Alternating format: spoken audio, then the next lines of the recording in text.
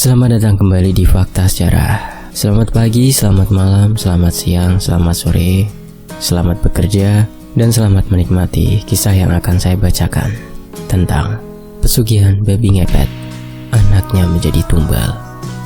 Ini kisah dari salah seorang yang bernama Mas Wisnu. Mas Wisnu menyaksikan sendiri apa yang dilakukan oleh kedua orang tuanya, bahwa orang tuanya ini telah mempersekutukan Allah. Dan sebelum kita masuk ke selengkapnya, kita doa dulu ya. A'udzu bikalimatillahit tammah. Bismillahirrahmanirrahim. Wa wassalam. Allahumma shalli ala sayyidina Muhammad sallallahu alaihi wasallam. Ini dia selengkapnya.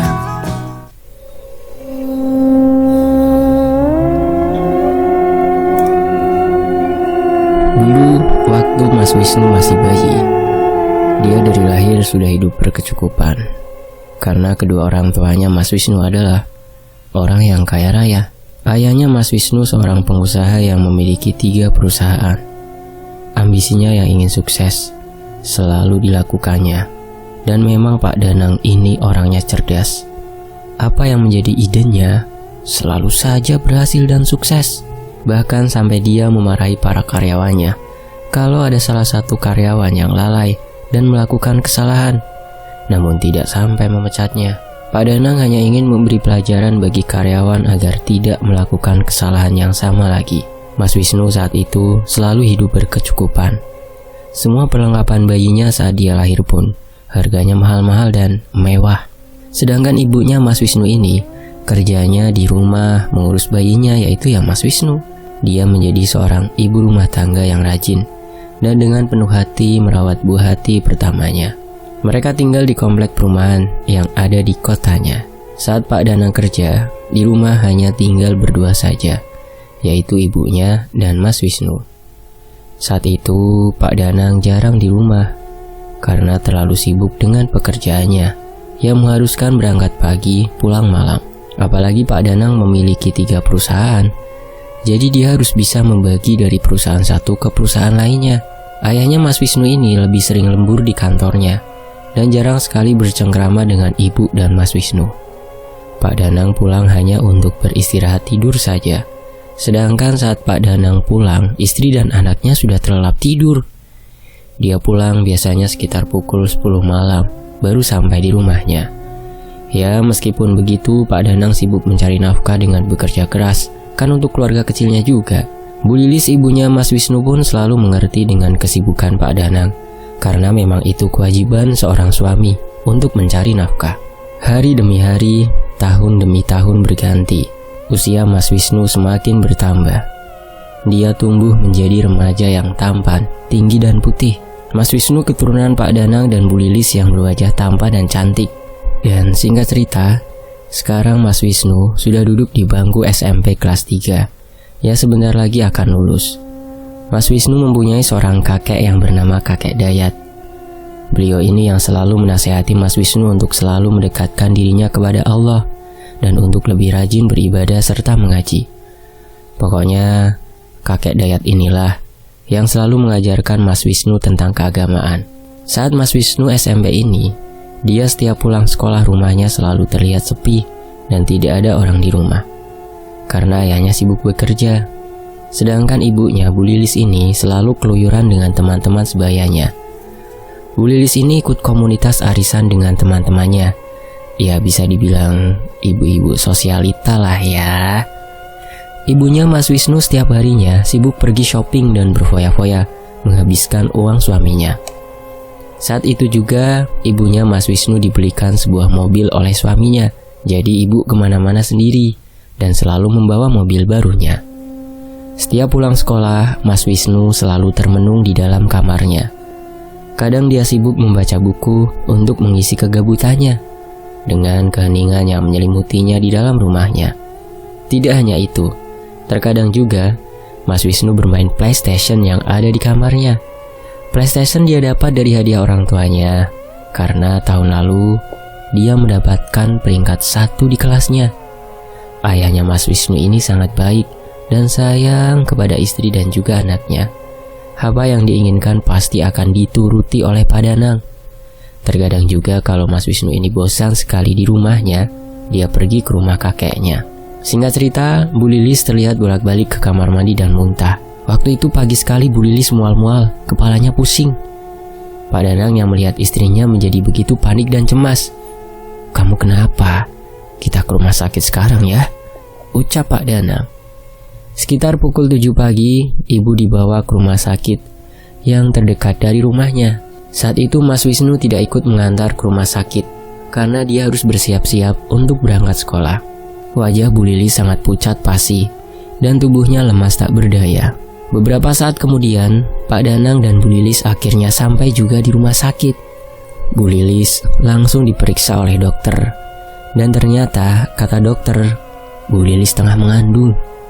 Usia kandungannya sudah 3 minggu. Memang Bu Lilis menyadari kalau dia sudah telat datang bulan. Mendengar kabar bahagia ini, Pak Danang dan Bu Lilis mengucap syukur. Karena selama ini mereka berdua telah menanti-nantikan anak keduanya. "Alhamdulillah," ucap keduanya. Di sisi lain, hari ini Pak Danang tidak berangkat bekerja karena dia ingin menemani istrinya di rumah yang masih lemas. Kehamilan Bu Lilis yang kedua ini benar-benar dijaga dengan baik karena tidak ingin terjadi apa-apa dengan kehamilannya. Beberapa tahun yang lalu Bu Lilis sudah pernah hamil, namun dia mengalami keguguran. Sepulang sekolah, kali ini Mas Wisnu tidak kesepian karena kedua orang tuanya berada di rumah. "Assalamualaikum," ucap Mas Wisnu. "Waalaikumsalam," jawab kedua orang tuanya dengan senyum sumringah. "Loh, ayah ibu kok di rumah? Tumben sekali. Biasanya juga sibuk masing-masing," ucap Mas Wisnu. "Udah sini, duduk dulu. Ayah ibu mau ngomong sesuatu," ucap ayah. Mas Wisnu pun duduk mendekat ke arah kedua orang tuanya karena merasa penasaran. "Kamu sebentar lagi mau jadi kakak," ucap ayah. "Hah? Maksudnya aku mau punya adik ya?" tanyanya. Kedua orang tuanya mengangguk kepada Mas Wisnu dengan senyumannya. "Asik, aku jadi gak kesepian deh nanti," jawabnya dengan gembira. "Ya sudah, sana ganti baju dulu, terus makan siang," ucap Bu Lilis. "Iya Bu," jawab Mas Wisnu singkat. Mas Wisnu pun bergegas segera masuk ke dalam kamarnya untuk mengganti seragam sekolahnya dengan baju santai. Singkat cerita, 9 bulan kemudian, di mana Bu Lilis akan melahirkan buah hati keduanya. Saat itu Pak Danang panik karena Bu Lilis mengeluh sakit pada perutnya. Pak Danang pun langsung membawa Bu Lilis ke rumah sakit dengan mengemudikan mobilnya dengan kecepatan yang cukup tinggi. Sesampainya di rumah sakit ternyata Bu Lilis akan segera melahirkan. Beberapa jam kemudian akhirnya anak kedua Pak Danang dan Bu Lilis telah lahir dengan keadaan sehat dan cantik. Anaknya langsung diberi namanya yaitu Nara. Setelah selesai melahirkan, Bu Lilis dan bayinya sudah diperbolehkan untuk pulang ke rumah. Mas Wisnu sangat menyayangi adiknya yang masih bayi itu. Terkadang adiknya dijaga oleh Mas Wisnu kalau ibunya sedang mandi atau masak. Hari demi hari, tahun demi tahun berganti. Usia adiknya sudah menginjak usia 3 tahun yang tak terasa. Hingga suatu ketika perusahaan ayahnya mengalami kebangkrutan. Karena Pak Danang telah tertipu investasi bodong oleh perusahaan lain. Akhirnya Pak Danang harus meminjam uang ke bank untuk menggaji para karyawannya. Karena uangnya sebagian sudah dijadikan sebagai investasi yang ternyata Pak Danang kena tipu.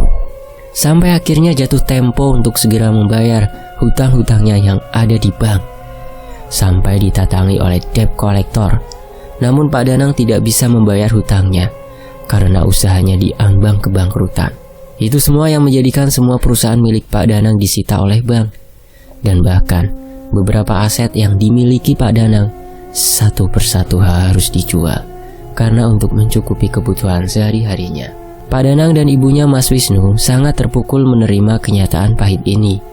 Sampai Pak Danang stres karena keadaannya berbanding berbalik dari sebelumnya.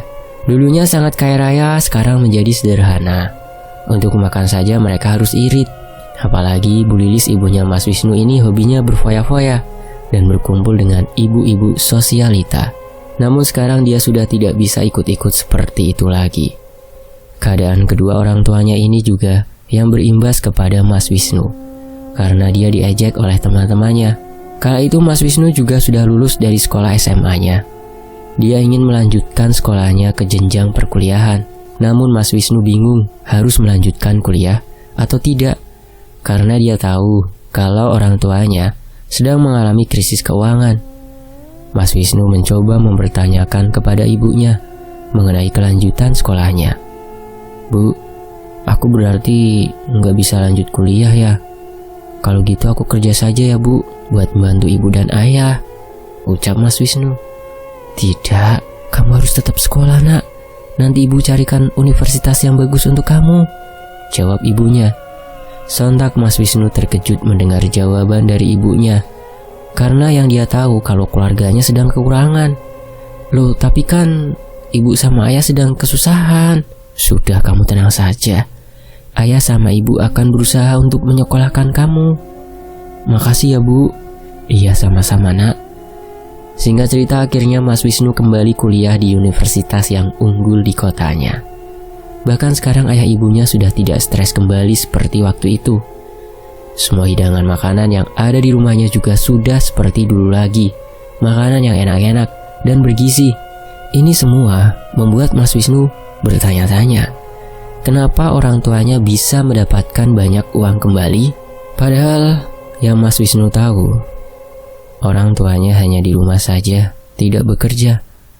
Akan tetapi, Mas Wisnu tidak terlalu memikirkan hal itu. Yang penting dia bisa melanjutkan sekolahnya.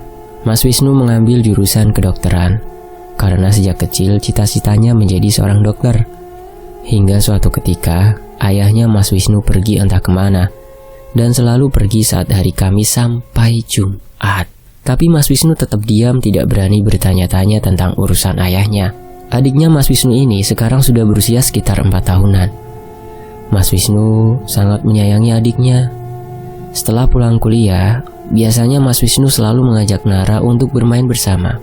Nara anaknya pintar dan menggemaskan, apalagi dengan pipinya yang cabi, membuat Mas Wisnu selalu mencubit pipi adiknya karena gemes. Semua apa yang diinginkan Nara, ayah ibunya selalu mengusahakan untuknya.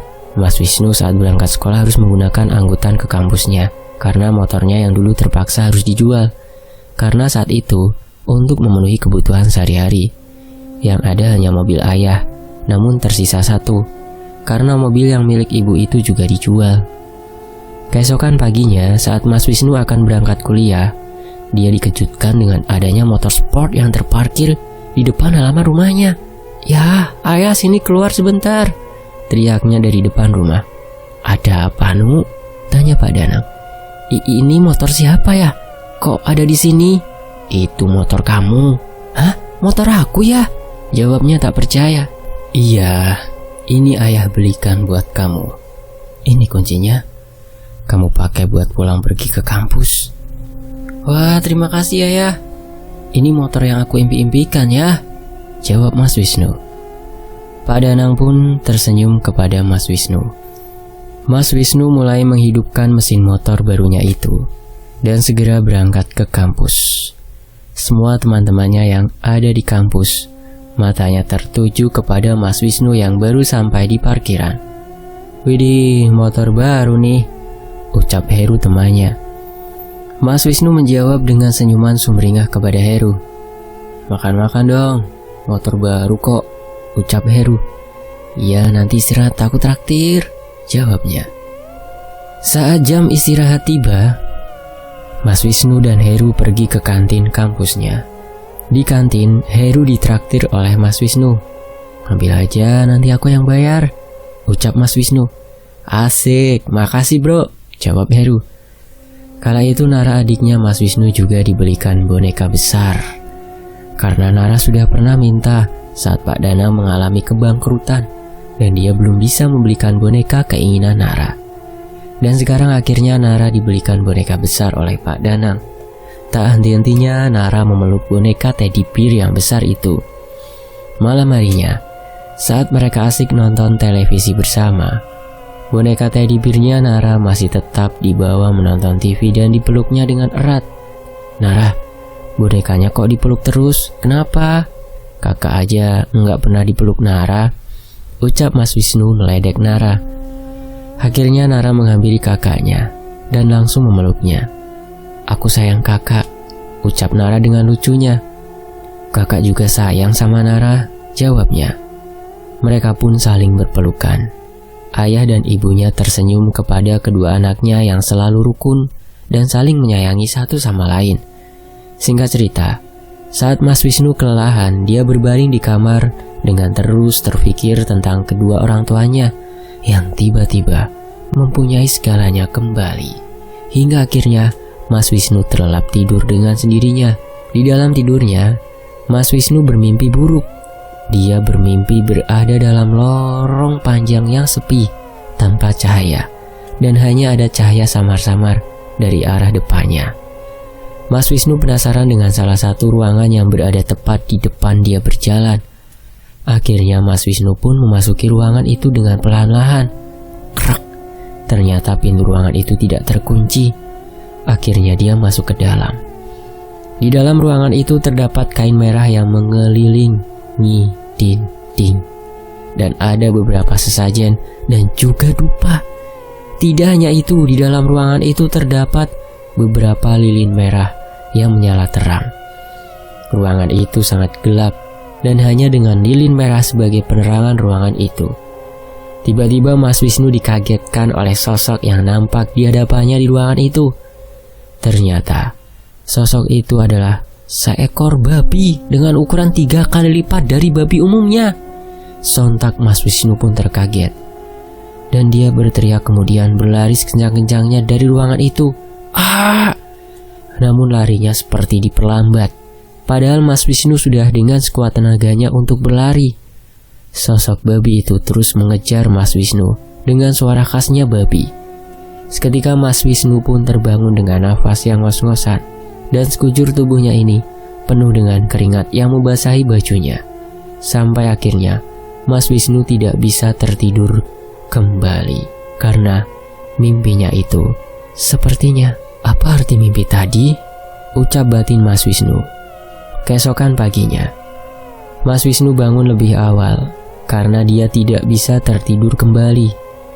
Di dapur terlihat banyak makanan yang sudah disajikan. "Siapa yang masak sebanyak ini?" ucapnya dalam hati. Tiba-tiba Mas Wisnu dikagetkan oleh ibunya yang entah dari mana.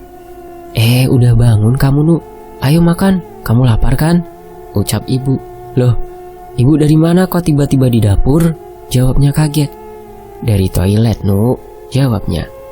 Karena perut sudah berontak dan lapar, akhirnya Mas Wisnu pun menyantap sarapannya dengan lahap. Setelah sarapan, Mas Wisnu langsung segera mandi untuk berangkat ke kampus. Singkat cerita, setiap harinya Mas Wisnu selalu memimpikan hal yang sama seperti malam itu, yaitu dia bermimpi berada dalam lorong panjang yang sepi, tanpa cahaya, dan hanya ada cahaya samar-samar dari arah depannya. Mas Wisnu penasaran dengan salah satu ruangan yang berada tepat di depan dia berjalan. Akhirnya Mas Wisnu pun memasuki ruangan itu dengan perlahan-lahan. Krek! Ternyata pintu ruangan itu tidak terkunci. Akhirnya dia masuk ke dalam. Di dalam ruangan itu terdapat kain merah yang mengelilingi dinding dan ada beberapa sesajen dan juga dupa. Tidak hanya itu, di dalam ruangan itu terdapat beberapa lilin merah yang menyala terang. Ruangan itu sangat gelap dan hanya dengan lilin merah sebagai penerangan ruangan itu. Mimpi itu terjadi berulang-ulang di setiap malamnya, membuat tidurnya Mas Wisnu terganggu dan menjadi tidak tenang. Dan apa yang sebenarnya terjadi dan apa yang dimaksud dari mimpi ini membuat Mas Wisnu bertanya-tanya. Dari mimpinya itu yang setiap malam datang, Mas Wisnu jadi kurang tidur. Matanya menjadi mata panda. Kedua bawah matanya menghitam dan berkantung, terlihat lelah karena kurang tidur. Apalagi akhir-akhir ini Mas Wisnu mendapat banyak tugas dari kampusnya, yang setiap malamnya dia harus mengerjakan hingga larut. Namun larut malam sekitar pukul 12 malam. Baru tidur jam 2-nya dia harus terbangun karena mimpi itu, dan tidak bisa tidur kembali sampai pagi. Bahkan di setiap harinya, Mas Wisnu selalu mengalami kejadian-kejadian aneh di dalam rumahnya. Saat malam hari sekitar pukul 2 malam, saat dia terbangun karena mimpi buruknya itu, Mas Wisnu tiba-tiba mencium aroma kemenyan dan bunga-bunga yang menyeruak di hidungnya. Betapa terkejutnya malam itu, Mas Wisnu mendengar ada suara babi di dalam kamarnya. Mas Wisnu pun mencari di mana asal suara babi itu. Betapa terkejutnya Mas Wisnu saat dia melihat ada seekor babi berdiri di pojok kamarnya. Astagfirullah, ucapnya. Mas Wisnu kembali ke kasurnya dan menarik selimutnya. Babi yang ada di kamarnya itu nyata dan bentuknya sama persis seperti yang ada di dalam mimpinya. Namun Mas Wisnu terus membaca doa, berkomat kamit di mulutnya. Dan beberapa saat kemudian, babi itu menghilang seketika. Entah kemana perginya. Akan tetapi Mas Wisnu tidak menceritakan semuanya kepada orang tuanya. Dia masih pendam sendiri. Tidak hanya itu, Mas Wisnu juga akhir-akhir ini selalu melihat penampakan babi berada di sekitar halaman depan maupun halaman belakang rumahnya. Mas Wisnu juga pernah melihat ayahnya yang tidak seperti biasanya. Pernah waktu itu Mas Wisnu mendapati Pak Danang seperti babi. Saat malam hari, Mas Wisnu sedang makan malam sekitar pukul 7 malam. Melihat ayahnya makannya sangat rakus sekali, hingga 3 kali porsinya. Pukul 9 malam, ayah izin sama ibu untuk pergi tiba-tiba saja. Mas Wisnu melihat dari wajah ayahnya ini seperti moncong babi. Saat Mas Wisnu mengucek kedua matanya dan kembali membuka matanya, wajahnya Pak Danang berubah seperti wajah biasanya. Mungkin perasaanku saja, ucapnya dalam batin. Mas Wisnu pun tidak terlalu menghiraukan tentang hal yang barusan dilihatnya. Dia kembali ke kamarnya untuk mengerjakan tugas kuliahnya. Singkat cerita, karena merasa terganggu dengan mimpinya yang selalu menghampirinya, dia memutuskan untuk pergi ke rumah kakeknya, ingin menceritakan soal mimpinya. Kebetulan hari ini hari Minggu, jadi Mas Wisnu tidak berangkat ke kampus. "Bu, aku mau pergi dulu ya ke rumah kakek," ucap Mas Wisnu. "Iya, hati-hati Nu," jawab ibu. Mas Wisnu pun mengendarai sepeda motornya menuju ke rumahnya kakek yang jaraknya sekitar 30 km dari rumah. Rumahnya cukup jauh dari rumah orang tuanya Mas Wisnu. Dia pergi sendiri ke rumah kakeknya karena dia juga ingin menenangkan pikirannya tentang mimpi itu. 1 jam kemudian, akhirnya Mas Wisnu pun sampai di rumahnya kakek. "Assalamualaikum." Tok tok tok. "Salam Mas Wisnu." "Waalaikumsalam. Kakek sudah tahu kalau kamu pasti mau datang ke sini hari ini. Ayo masuk," ucap kakeknya. Mereka pun masuk ke dalam ruang tamu dan duduk di sebuah kursi. "Kakek tahu apa yang kamu mau ceritakan. Ceritakanlah," kata kakek Dayat. Bagaimana kakek bisa tahu apa yang ada di pikirannya cucunya ini? Namun Mas Wisnu menceritakan semuanya kepada kakeknya. "Jadi gini kek, akhir-akhir ini aku selalu bermimpi seperti ini, bermimpi berada dalam lorong panjang yang sepi, tanpa cahaya, dan hanya ada cahaya samar-samar dari arah depannya." Mas Wisnu penasaran dengan salah satu ruangan yang berada tepat di depan dia berjalan. Akhirnya Mas Wisnu pun memasuki ruangan itu dengan perlahan-lahan.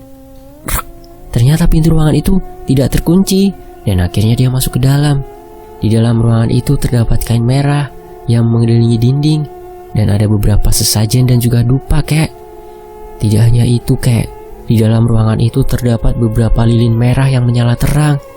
Ruangan itu sangat gelap, dan hanya dengan lilin merah sebagai penerangan ruangan itu kek. Jelas Mas Wisnu. Kakek hanya tersenyum kepada Mas Wisnu, seakan dia tahu dengan apa arti dari mimpinya Mas Wisnu itu. Mas Wisnu juga menceritakan kepada kakeknya tentang apa yang saat malam itu dia lihat, apa yang terjadi pada wajah ayahnya. "Itu semua harus kamu terima, karena mimpi itu nyata terjadi denganmu." "Maksudnya kek?" tanya Mas Wisnu yang penasaran. "Kedua orang tuamu telah mempersekutukan Allah Subhanahu wa ta'ala. Mereka sudah melakukan pesugihan babi ngepet demi harta kekayaannya." "Astagfirullahaladzim, terus bagaimana cara menghentikan itu semua kek? Aku tidak mau ayah ibu terjerat dalam pesugihan babi ngepet ini lagi kek." Akhirnya kakek Dayat menyarankan untuk Mas Wisnu menginap selama 2 hari di rumahnya kakek Dayat. "Kamu nginap dulu di sini selama 2 hari. Biar nanti nenek kamu yang mengabari ke orang tuamu," ucap kakek. "Kenapa aku harus nginep, kek?" tanya Mas Wisnu. "Nanti kita labrak kedua orang tuamu di rumah." "Kenapa nggak sekarang aja, kek? Kenapa harus nunggu 2 hari lagi?" "Karena mereka akan melakukan ritual itu 2 hari lagi, yaitu di malam Jumat Kliwon," ucap kakek Dayat. Akhirnya Mas Wisnu pun mengikuti apa yang dikatakan oleh kakeknya untuk tinggal selama 2 hari di rumahnya. Sore harinya, nenek menghubungi ibu untuk memberitahu kalau Mas Wisnu akan menginap selama 2 hari di rumah kakek Dayat. "Halo, assalamualaikum," ucap nenek. "Waalaikumsalam. Iya bu, ada apa?" tanya ibunya Mas Wisnu. "Wisnu mau nginep di sini dulu, katanya selama 2 hari. Boleh kan?" Iya boleh bu. Memangnya ada apa kok sampai menginap di sana? Apa nggak merepotkan bapak ibu nanti?" tanya ibunya Mas Wisnu. "Sepertinya Wisnu mau belajar agama dengan kakek Dayat," ucap nenek berbohong. "Iya sudah, tidak apa-apa bu," jawabnya. Mas Wisnu pun akhirnya menginap selama 2 hari di rumah kakek dan neneknya. Mereka sudah merencanakan sesuatu tentang apa yang akan dilakukan untuk melabrak kedua orang tuanya. Selama di rumah, kakeknya Mas Wisnu juga belajar banyak tentang agama kepada kakeknya. Untuk Mas Wisnu jangan pernah sesekali meninggalkan sholat 5 waktunya. Syukur-syukur untuk melakukan sholat sunnah. Kamu harus pertebal imanmu dan selalu jaga sholat fardu 5 waktu. Jangan sampai terlewat. Syukur ya kalau kamu menjalani sholat sunnah, ucap kakeknya. "Iya kek, aku selalu ingat pesan kakek," jawab Mas Wisnu. "Dan jangan lupa doakan kedua orang tuamu supaya mereka bertaubat." Mas Wisnu pun hanya mengangguk menjawab pertanyaan kakek. Di rumahnya kakek Dayat juga Mas Wisnu selalu diajarkan mengaji. Mas Wisnu sudah diajarkan oleh kakeknya ini sejak dia masih kecil. Saat itu Mas Wisnu sedang duduk di sekolah dasar. Sampai sekarang pun kakeknya tetap menebarkan kebaikan untuk cucu kesayangannya.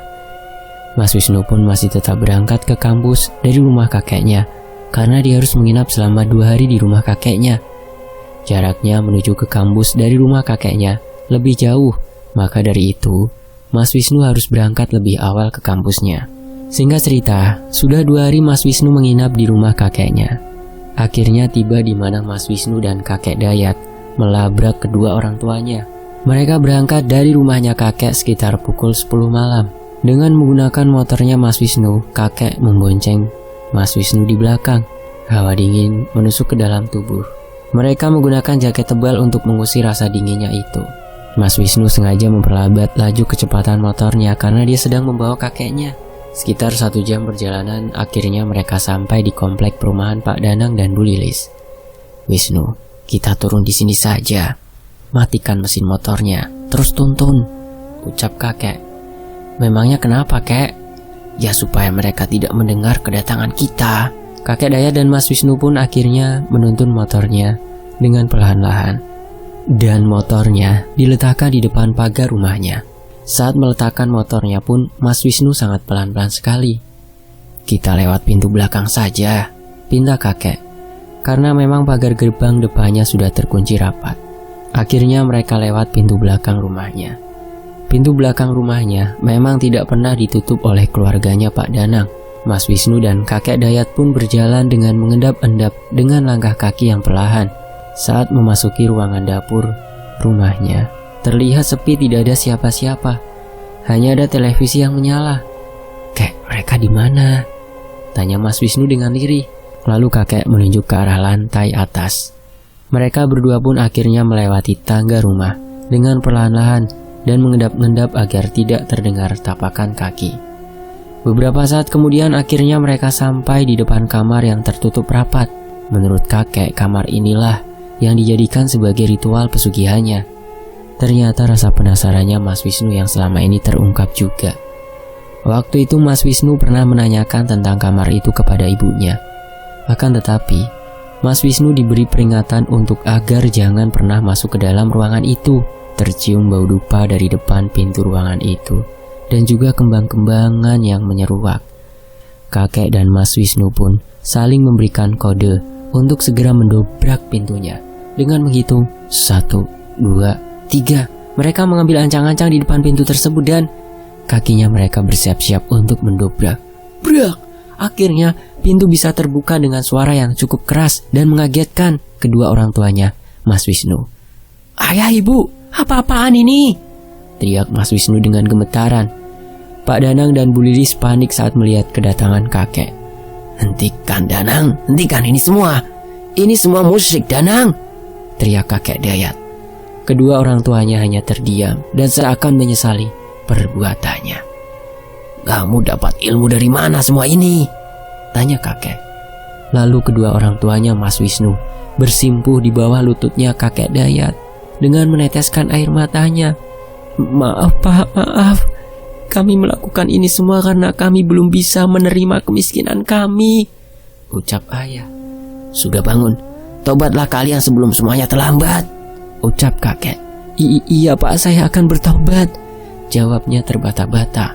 Di dalam ruangan tersebut terdapat lilin merah menyala dan kain-kain merah yang menempel di dinding dan juga ada beberapa sesajen bunga serta bakaran dupa. Saat itu kedua orang tuanya sedang merapalkan mantra dan melakukan ritual. Suasana ruangan ini sama persis dengan apa yang ada di dalam mimpinya Mas Wisnu.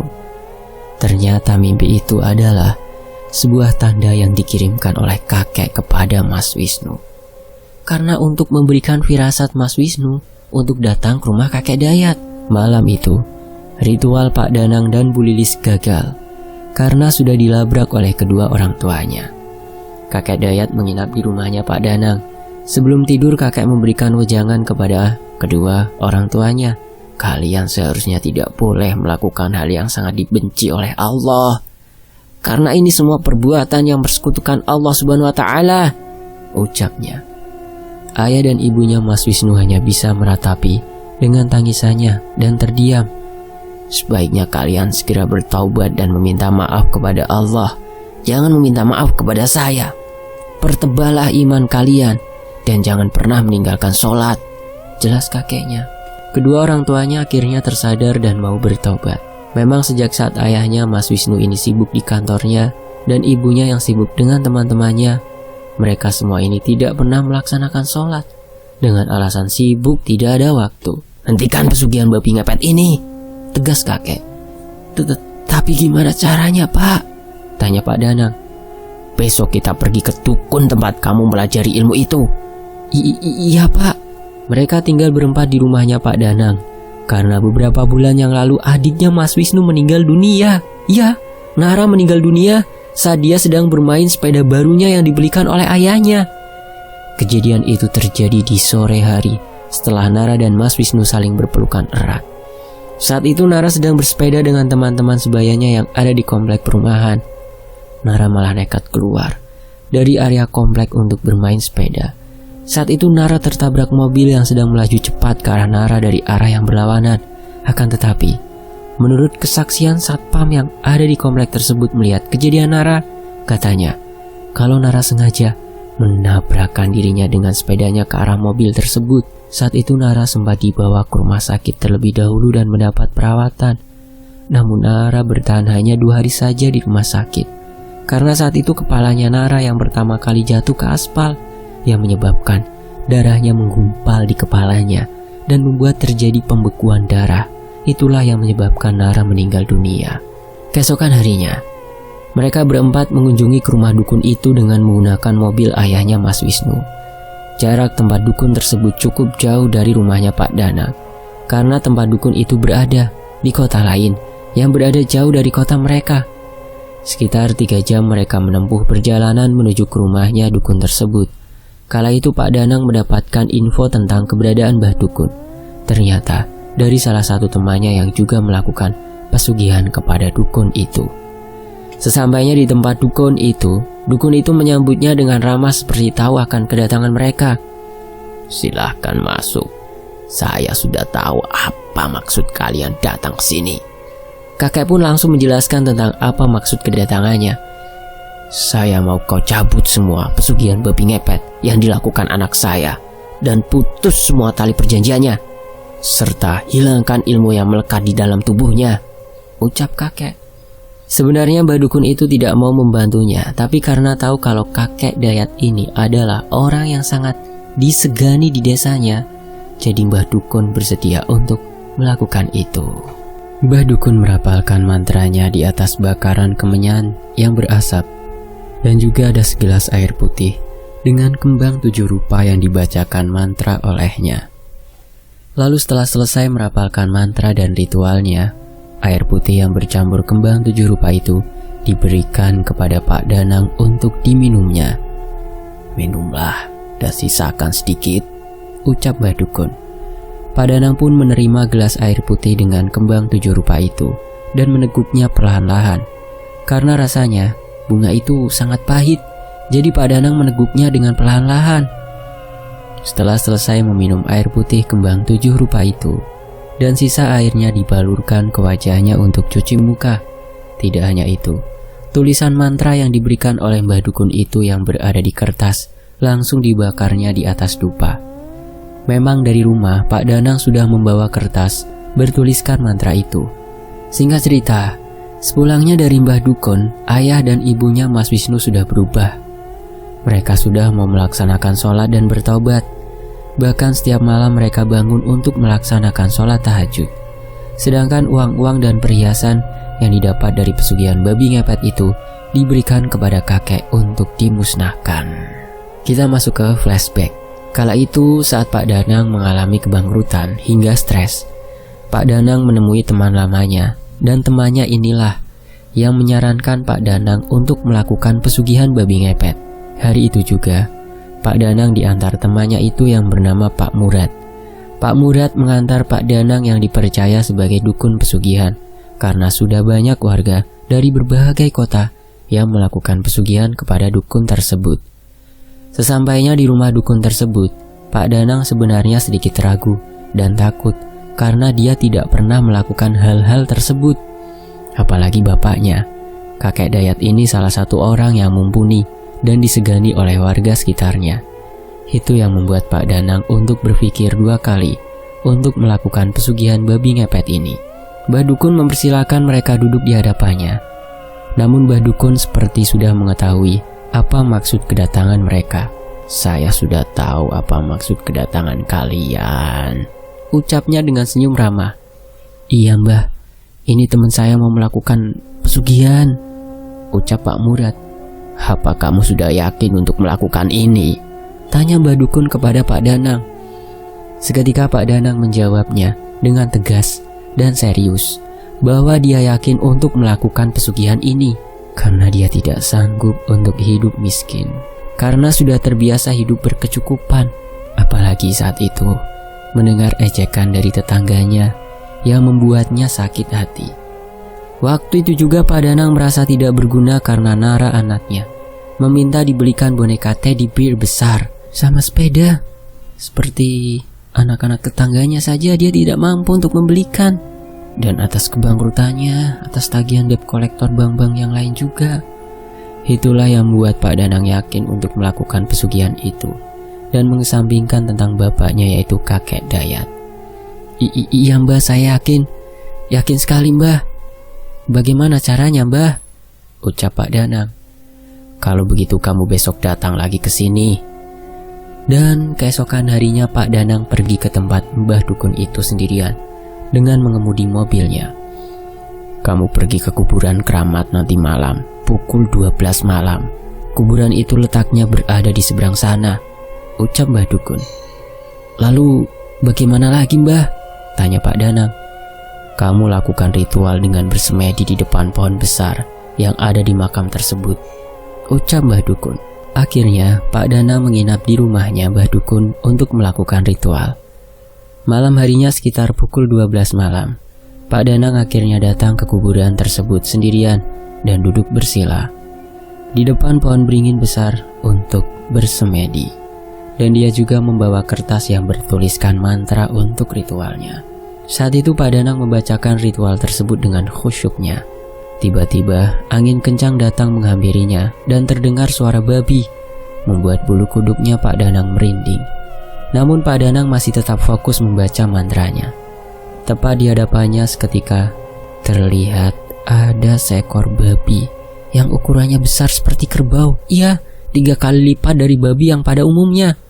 Sontak Pak Danang terkejut dan mundur dari tempatnya bersemedi itu. Entah kenapa, babi tersebut bisa berbicara layaknya manusia. Babi itu berbicara kepada Pak Danang. Aku akan bantu kamu untuk cepat kaya, tapi serahkan tumbal terlebih dahulu untukku, ucap babi tersebut. Tumbal? Tanya Pak Danang. Iya, kamu harus menumbalkan anak kecil siapapun. Anak kecil itu ditumbalkan setiap tahunnya dan harus sesuai syarat, yaitu anak yang lahir di Selasa Kliwon, ucapnya. Tapi tidak menumbalkan anakku kan? Ucap Pak Danang. Tidak, kamu tenang saja. Sesuai perjanjian, aku hanya ingin anak kecil yang bukan anakmu, kata babi tersebut. Dan setelah selesai ritualnya, Pak Danang kembali ke rumahnya Mbah Dukun dan menceritakan kalau Pak Danang sudah bertemu dengan babi yang dipercaya sebagai leluhur penunggu pohon beringin tersebut. Kamu siapkan ruangan khusus untuk ritual, dan jangan ada orang lain yang masuk kecuali kamu dan istrimu, dan siapkan sesajen kembang-kembangan, dupa, dan lilin merah, ucap Mbah Dukun. Lalu ini mantra keduamu, ucap Mbah Dukun dengan memberikan mantra keduanya. Gimana caranya, Mbah? Tanya Pak Danang. Mantra pertama lakukan untuk memanggil leluhur perjanjianmu tentang pesugihan babi ngepet tersebut.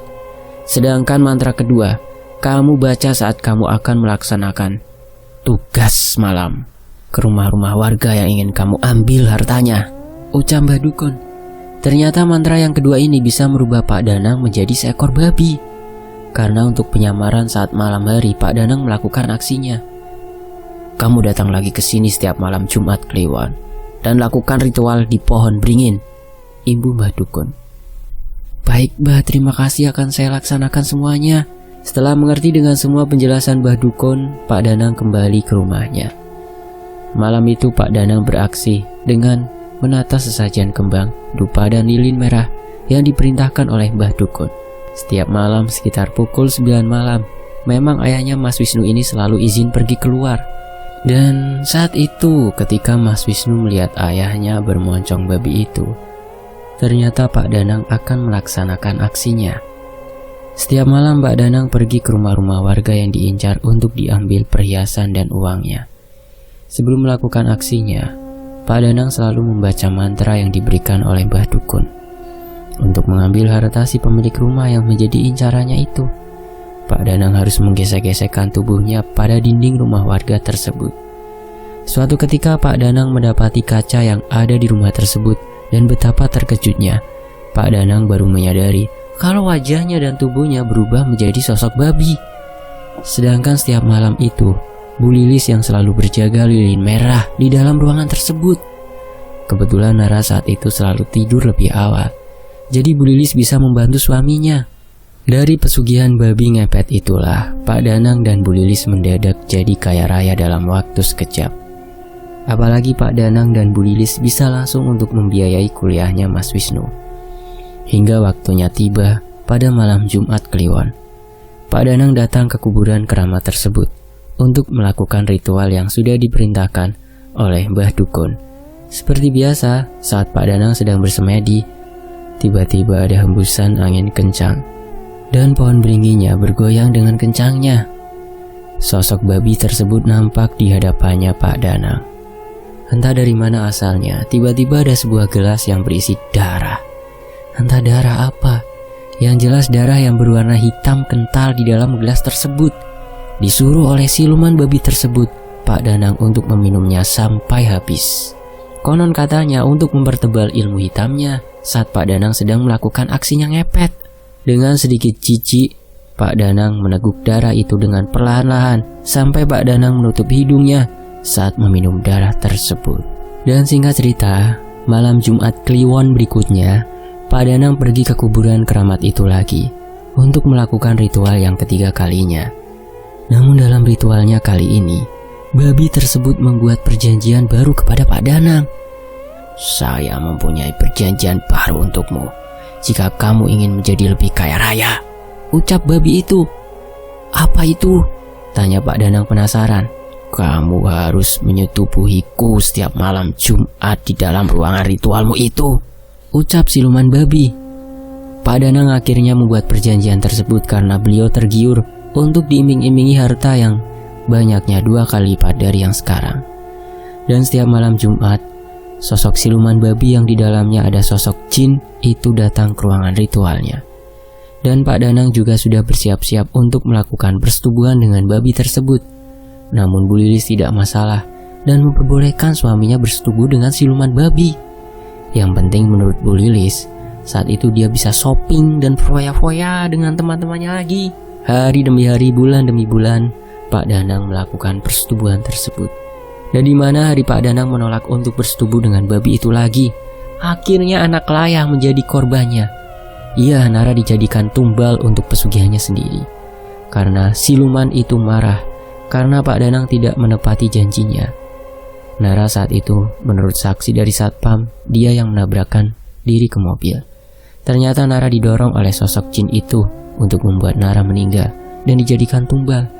Karena memang kebetulan Nara lahir pada Selasa Kliwon, sesuai dengan syarat yang diminta oleh sosok siluman tersebut yang berwujud babi. Memang saat itu mereka jadi kaya raya dan bahkan semuanya bisa seperti dulu lagi. Bahkan tetangga yang pernah mengejeknya menjadi ciut, tidak berani lagi untuk mengejek. Dari kejadian dilabrak oleh bapaknya itulah Pak Danang dan Bu Lilis menjadi sadar dan telah kehilangan anak perempuannya yang selalu dimanja oleh mereka. Mereka baru menyesal sekarang dan mereka sudah bertobat. Sekarang mereka semua hidup dengan sederhana dan dengan rajin beribadah. Dan rezeki mereka selalu saja lancar, apa saja yang diusahakannya. Pak Danang dan Bu Lilis sekarang membuka usaha toko dan alhamdulillah selalu ramai pembeli. Sedangkan Mas Wisnu sekarang dia sudah menikah dan sudah dikaruniai anak perempuan cantik. Pak Danang dan Bu Lilis pun sangat menyayangi cucunya yang lucu itu. Dan beruntungnya bisa lepas dari jerat tali perjanjian dengan siluman ya. Terima kasih Kakek Dayat. Dan dari cerita ini semoga kita bisa mengambil hikmahnya untuk janganlah pernah kita untuk mempersekutukan Allah. Dan untuk nama-nama yang ada di dalam cerita ini dan tempat kejadiannya sudah disamarkan. Sebagai pesan, jangan pernah melakukan perjanjian dengan jin atau iblis dan sejenisnya. Karena sebagai manusia kita hanya akan ditipu daya olehnya. Karena jin itu selalu licik dan selalu tidak sesuai dengan apa yang diharapkan kita. Dan jangan sampai keluarga atau orang-orang yang kita sayangilah yang menjadi korbannya. Dan demikianlah sebuah cerita dari Laila. Untuk teman-teman juga bisa follow akun Twitternya ya. Saya pamit. Wassalamualaikum warahmatullahi wabarakatuh. Tetap di Fakta Sejarah.